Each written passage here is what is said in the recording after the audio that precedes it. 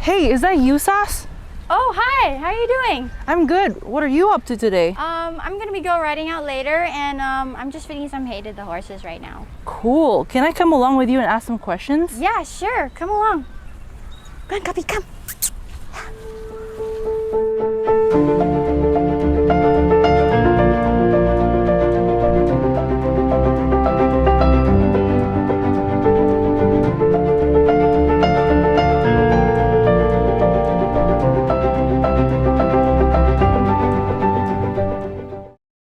By the way, Sas, what were you doing earlier in the paddock? Why are you feeding the horse grass? I thought you were about to ride. So yeah, I was feeding the horse grass because half hour before we go ride, it is good to give the horses some grass and hay in the form of forage, because before we ride, the forage keep the stomach acids down so it won't splash so much, and the horses will not develop gastric ulcer from that. So yeah, you want to give some of it? Sure. So, going back to the basics, where are you from and what exactly do you do with horses? So I actually work full-time as a stable management consultant. I also do a little bit of saddle fitting on the side, and I also give nutrition profiling for horses. When did you start loving horses? I started loving horses when I was 4 years old. I went to Taman Safari and I saw these little ponies and I was like, wow, these are so cute. And ever since then, I never looked back. So I heard you went to the UK for your studies. What made you want to study horses in university? I wanted to study horses in university because I just love horses, really. I stayed there for 5 years and I did my Bachelors and Masters in Equine Science at the University of Edinburgh. So how do you think the Indonesian horse scene is different than in the UK? So the Indonesian horse scene is different in Indonesia, definitely, because of the level of welfare and care in horses. Here it is still a little bit not as good as abroad, obviously, because not many people understand horses and how they're supposed to be taken care of, but hopefully with more education and different types of seminars and workshops, we can help the Indonesian audience learn more about horses and be able to take care of them better. So when did you know you want to make horses your full-time career? I knew I wanted to make horses my full-time career was when I finished my 2 degrees in equine science, and I decided to create my own company, Equine Resources Indonesia, ERI. Are horses your favorite animal? Yes, horses are my favorite animals, but I also love dogs.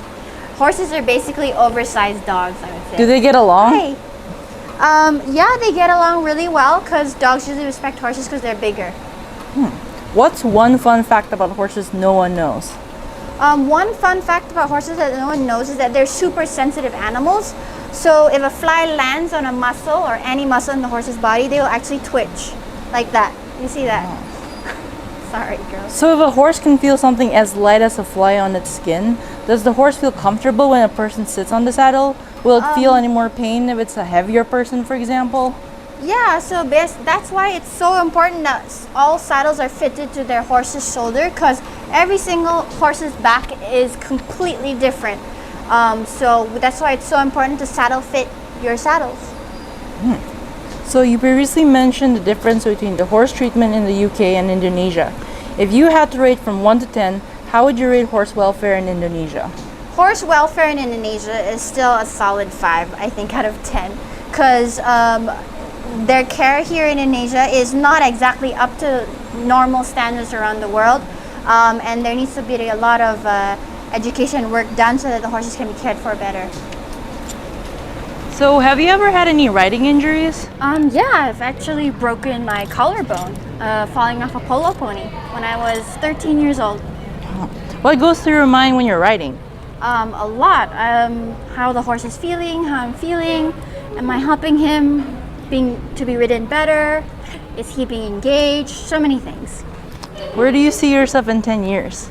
I see myself in 10 years with my very own horse stable or horse farm that I can wake up every day to horses being outside. For someone who is new to horses, what kind of advice would you give them? I would totally give them advice to always be around horses as much as possible so you know what they're like and how to take care of them, because welfare is obviously number one when it comes to horses. So we always got to think about the horses before we start riding them and things like that. This is what this channel is for. ERI Media is our YouTube channel where we're going to try to get you guys to learn more about horses and about how they're taken care of so that we can increase welfare, especially for Indonesian horses.